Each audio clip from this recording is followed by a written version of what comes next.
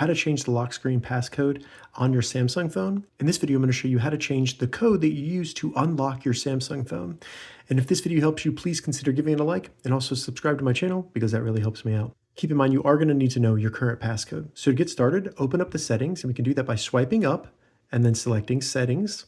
Once in the settings, scroll down a little bit until you see lock screen and AOD, then just select screen lock type. From there, you'll need to enter in your current PIN and select continue. Then you just need to select the new type of screen lock that you want. They have password, pattern, and swipe, but I'm just going to choose a new PIN. So I'll select PIN, enter in your new PIN, and then select continue.